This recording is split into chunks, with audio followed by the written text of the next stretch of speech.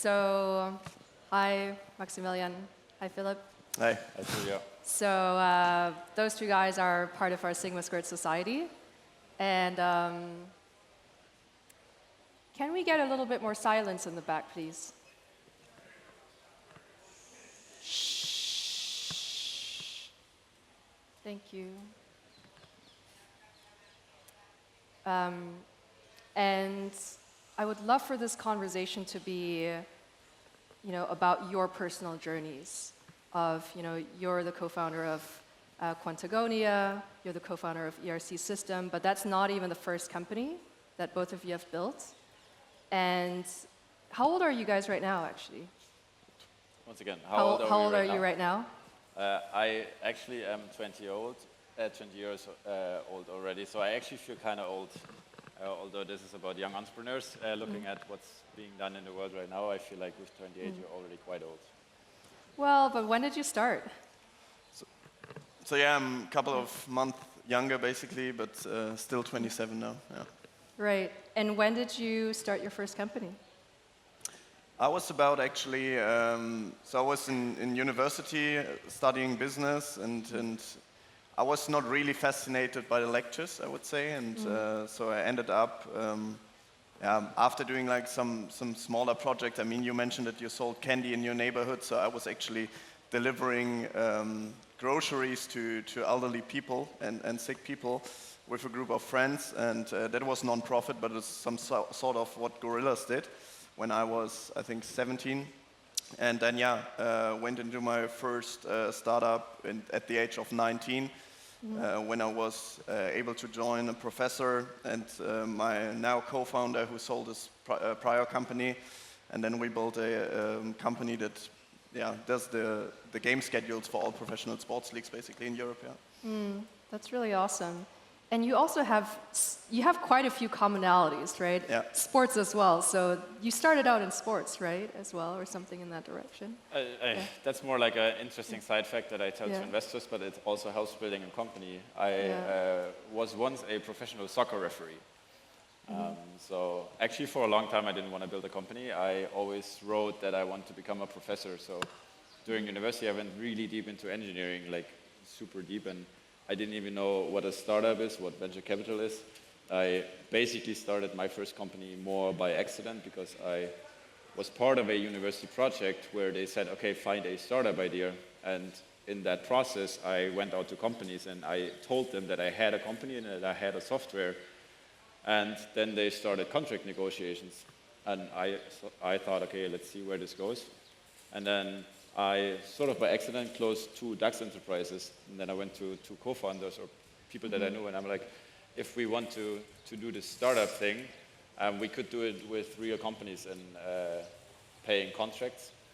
And before that I was a professional soccer referee, which is really good because it helps you to make decisions fast, helps you to be good at communication in harsh environments. But I had to stop it last year, unfortunately. Oh. That's a pity. So you kind of started by accident, and you started in a different way, very much knowing that, this is what you wanted? Yeah, I would say that definitely. So I always wanted to be an entrepreneur, and so I grew up in the city of Frankfurt, Germany, and there's not too much startup scene going on there. But I always wanted to do something on my own and basically build something from scratch and not just like join a big enterprise. This is something I've definitely watched out for, and when I met my co-founder, we basically started. I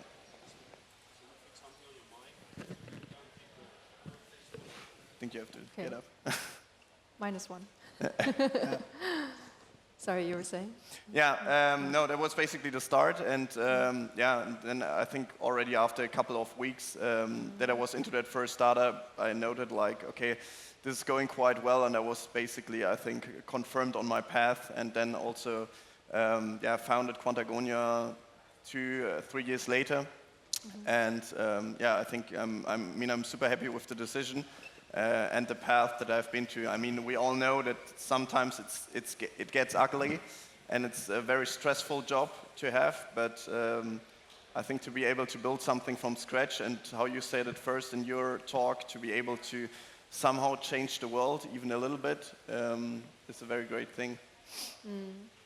And tell us a little bit about starting so young, right? Because when you're 19 years old or even in your early 20s, and then you're working with probably much older people, especially in the industry that you're in, right? So how did you navigate that? Yeah, I mean, to be honest, it's super complicated. So, I mean, as I said, I was 19 years old, and how I started is basically I did all of the sales and business development. So you have to imagine you're basically trying to acquire sports leagues, and you do like cold calls and call like directors and managers of such sports leagues, and they are all in their 50s, most likely, sometimes in their 60s. So it's very difficult if, I don't know, still have a high voice, talk to people and they don't take you for serious. This has not always been easy, but I think from time to time, if you somehow like build your own track record and proof points, it's getting actually easier because some older people see themselves in you maybe, see your drive, and then they actually want to work together with you. But I mean, to first of all, like start building that trust. My co-founder, we always had the joke that he was more than double the age of myself. So this is not working like forever, of course. Yeah, I think, I mean, I had to gain his trust as well because he has built a company before and sold it to private equity. This is now a unicorn. And when I met him, I was like 19, and so I had to, I think, I had some good ideas, I would say, that he said like, okay, join me on my journey. Yeah, that's really impressive. And I feel like both of you have achieved things at an age that maybe people in their 40s, 50s would dream of, right? How was it for you being probably also the youngest in the room and, you know, having to work with industry and maybe even politics? I have to say, yeah, as well, it was very difficult. Like, I think still today I'm the youngest, or one of the youngest people in our company. Most people in our company are quite older. And I would also say when you start a company young, it's good to have one young person that's maybe co-founding the company, but it's not, in my perception, ideal if you only have a young founding team. And because what I always bring and brought was a lot of energy. And secondly, I don't know how things are done, but this is good because that's how you question the status quo. I never say, hey, I've seen this, I've done this. This is why I want to understand every single thing. But with my first company, for example, it was 3 young students out of university, and we didn't know anything. We were led by a lot of biases, by inexperience. We misunderstood that if a company is negotiating with us, that we would close them, but statistically, we did not a lot of times. So now with my second company, I actually realized that experience is very important. For me, maybe my new life hack is to hire experienced people, where I can see, okay, if somebody has 20 years of working experience, that's something that a young person never has. So I actually try to balance it a lot, and I would encourage everybody that starts a company to really look out for this. It's not ideal if you're fully unexperienced, but it's good to have a good mix. Yeah, yeah. So both of you have achieved quite a few milestones with your companies, right? You've raised, $50 million in capital and 100 employees worldwide, which is really impressive, and you've actually exited your company. And so on the outside, it looks really impressive, right? It looks glamorous, and I'd love to know more about how those specific milestones were, and if there were challenges that you were facing, or any of the difficulties, secrets that you could share with the audience. I think the path towards those milestones is the most stressful time ever. So I've also been through 2 financing rounds and then the exit, obviously.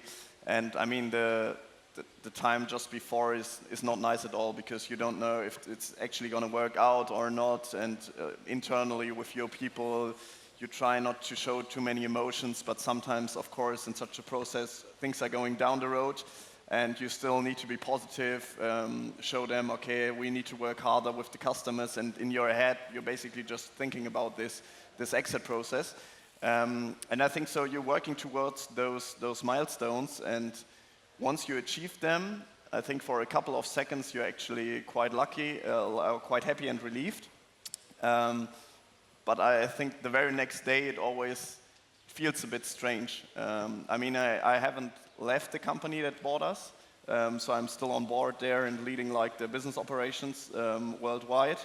But it still felt different, of course, the next day when you wake up and you basically understand that the thing that you're now working in is not like exactly the same as you did like yesterday or 2 days before, and you don't have like a general saying in everything and cannot decide everything on your own anymore. So I think like working towards those milestones always looks very prestigious and achieving them, but I think in the end it's always the time afterwards is not very much easier than the time before, I would say, because changes a lot and you just have to get used to it. Yeah. What about you, Maxi? I mean, obviously it feels great when you achieve the milestones. However, what I learned is maybe two things. My investor is quite old, so our major investor is 77 years old, and even in the most stressful times, like right now we are fundraising, I call him all the time. I'm like, we need to make a decision here, and he just stays calm. And I've learned that staying calm actually helps a lot, because I always felt like, okay, we need to have this rush. We need to like when we have a milestone, we need to go again and go again.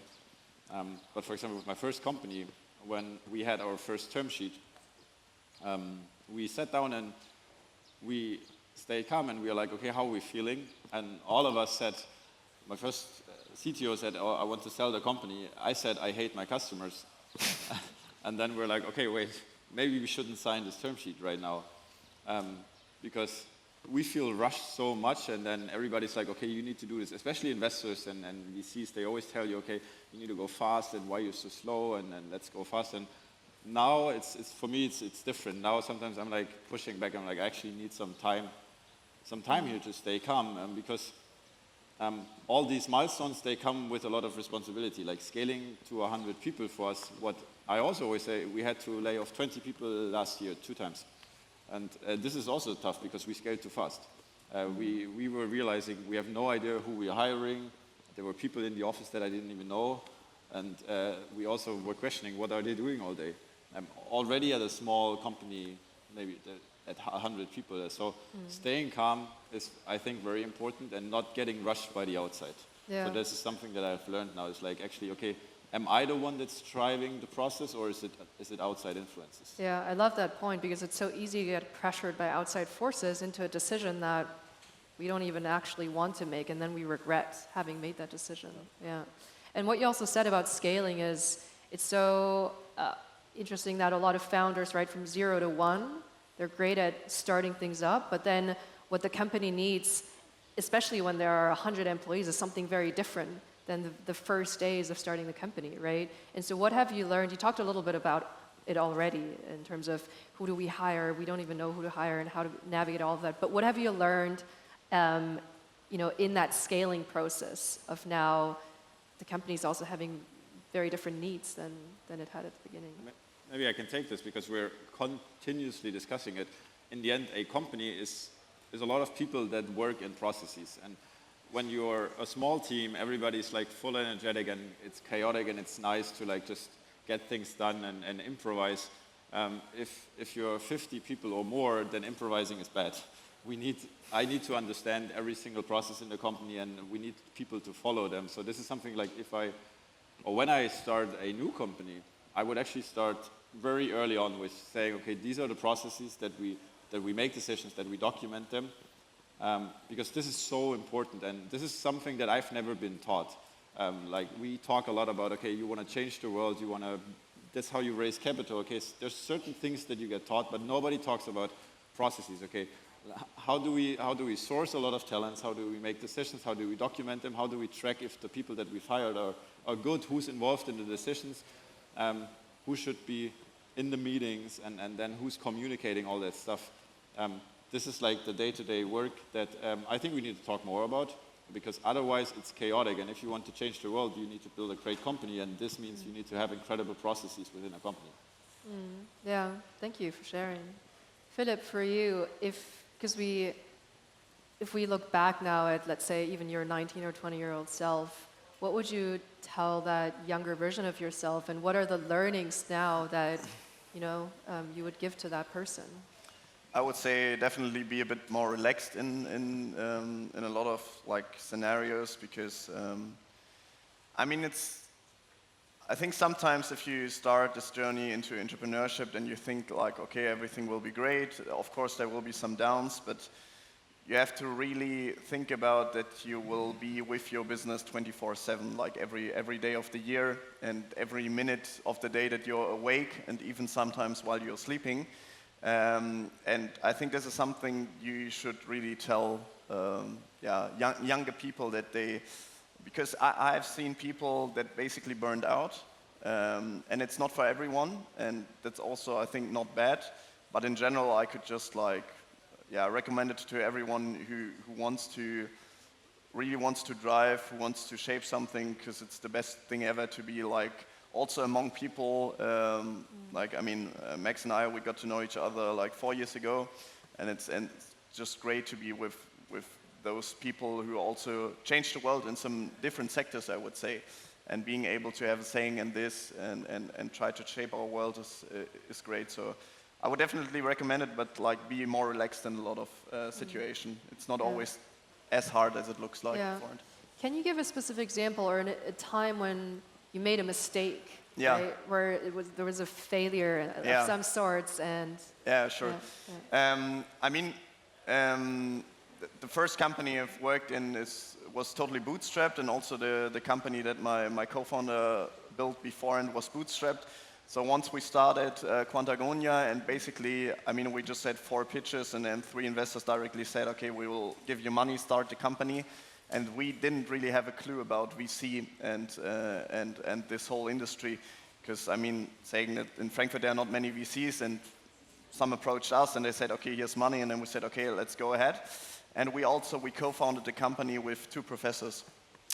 So I think one mistake later on definitely was the alignment and distribution of shares on our cap table, and that I would say is one big learning. Always talk to other founders, to experienced people, ask them about their failures, because no one is perfect, and we can learn very good from all of the failures that other people did, so we don't need to make them on our own.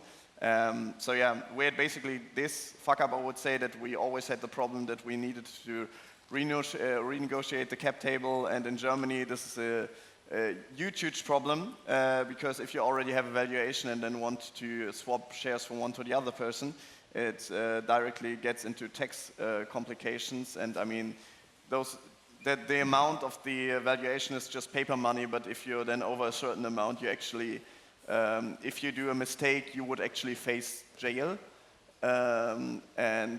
This is not much fun, so I would tell everyone to check out for such mistakes in the beginning. Mm-hmm. Could write a novel about starting companies in Germany, right? Yeah. Maxi, do you have any example that you share, or if the example earlier was the one, then you can also What mistakes that I've made? Yeah, or if there's one situation where you made a mistake, you were really under pressure, and now looking back, it's like, damn, I would have done that differently, and also it taught you something really valuable, right, that you couldn't have learned any other way. Yeah, I would say it's something that some people talk about, like fondest market fit. Like, we say we want to change the world, we say we want to start a company. When I started, I didn't sit down, also because I maybe didn't know what do I want to do, what's fitting to myself. And because if I'm doing this for a lot of time, my first company was a software company. I have to say I don't like software, so there's a lot of AI these days, but I do the sales. I didn't like selling software. I was bored by our own product. But we had a lot of customers, we made money, and then this feels like, okay, things are going well. And I think the biggest mistake was not to sit down and truly say, hey, what is actually making me happy right now? Is it other people telling me that my company is running well? Because this is what we've heard from all the investors. They were like, you're doing great, you need to raise money. So that gives you a little bit of a good feeling. Hey, they say you do great, but I never sat down and I'm like, okay, what actually makes me happy? And luckily, I didn't make the mistake to continue the company a lot longer, because at some point I felt so stressed that I'm like, I don't want to build a software company for 5 years now. Now I'm building aircraft, like large airplanes.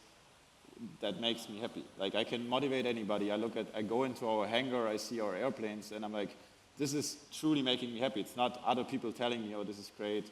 It's not. It's just that I like what I'm doing. Like, the daily work makes me happy, and that makes me better.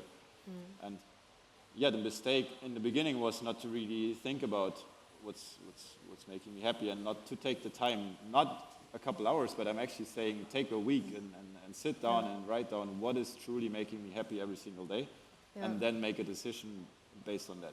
Yeah, I love that, and it ties back to some of what I was sharing in my talk around the spark, right? Like what actually lights us up, because we're indeed going to be spending 24/7 on this company, so it might as well be a really good partner in our lives.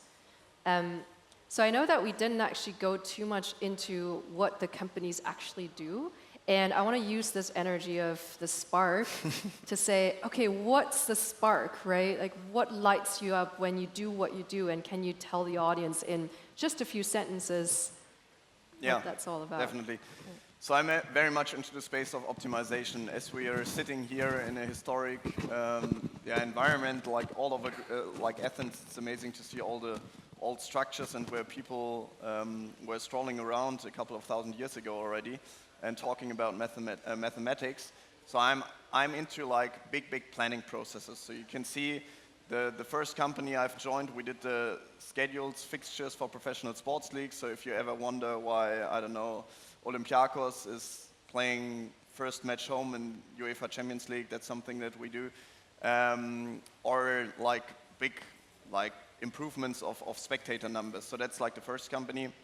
And then we basically took those mathematical procedures to be able to optimize production schedules, shift schedules, like all very, very big problems that normally take, I don't know, months or weeks to be calculated, to give this in the hand of the process owners. So we're working together with airports, for example, to solve their gate assignment problems. We work together with big software companies to be able to migrate more than 1 million clients. We're working together with companies such as Johnson & Johnson and British Petroleum to be able to optimize their procedures in production and in development, on a very high level. And that definitely makes me happy, and because I can basically see the change in the world when I know that I've saved, I don't know, in one project we've saved 2.5 million flight kilometers, and I know what CO2 emissions stand behind those, then I definitely say, okay, we had an impact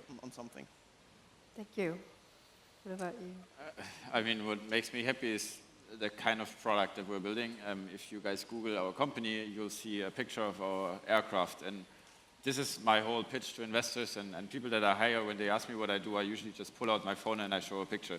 I don't need to say a lot, and then people get excited, and I like building a place where people are excited. What excites me is that I feel like I can hire the greatest engineers in the world just because we have a very unique product that you couldn't be working on. I can also get into a room with the investors that I need, the customers that I need, just because it's a physical product that I can touch. This is what is exciting me, I have to say, that I realized after all, I'm an engineer. I like the difficult stuff, and I like when something is actually able to change the world. And if you, for example, look at what we are building, it's a new type of new aerospace industry. It's something that I can see in the air every single day in 15 years potentially, that can save lives, that can defend countries. So having that picture and looking at it, that gives me energy, and I hope also that it gives all the energy to the people that we're talking to. Amazing. Yeah, you should all check out the helicopter. It's pretty cool. So we're almost running out of time, but I'd love to bring it back to Sigma, because that's what unites us here. And just in a few sentences for you to share why being part of a community of peers is so important, and how it also made your journeys as young entrepreneurs easier. Yeah, I think I shared it earlier, just like exchanging not only ideas, but also mistakes people did in the past, and just like getting together and you know that you have actually a person that you can trust and talk about, or actually a lot of people that you can just exchange with, be like brutally honest, say what's going well, what's not going well also, because we all know it, especially like young founders walking around the conference and you ask him, how are you doing, how are things going? And the answer will most likely always be excellent. Yeah? And we know it's not possible that everything is excellent, so you always need help in a couple of things. And it could be like an introduction that solves that problem, or like a short story about a failure that person did in the past. And I think that's what's making Sigma so important for me, is basically bringing together a lot of ambitious people who already in very young age have a lot of experience in building something on their own. And yeah, I mean, I made a lot of new friends there over the last couple of years, and always the summits, when we meet at least like once a year, always very special, great talks, and I think just the discussions and connections that you have with people is amazing. Yeah. Thanks, Phillip. I mean, briefly, if you don't know Sigma Squared, and if you're under 26, then Google it, because a community can change your whole entrepreneurial journey. It's basically this panel, but in everyday conversations. It's openness, it's a lot of people, it's without people that look at you, it's without a mic. But I've had communities really have a big impact, and it's rare to find that openness. It's rare to find people that are open to talk about what's not working, because we are pushed to always say it's working. So everybody that's under 26, Google it and apply. I've done my deed. So if you want to experience more of Sigma, then I mean, the side event was already endorsed. So yeah, and also come if you're older than 26. Yeah. Please. All right. Yes, please, please, please. Thank you so much, Maxi and Phillip. Thanks, guys.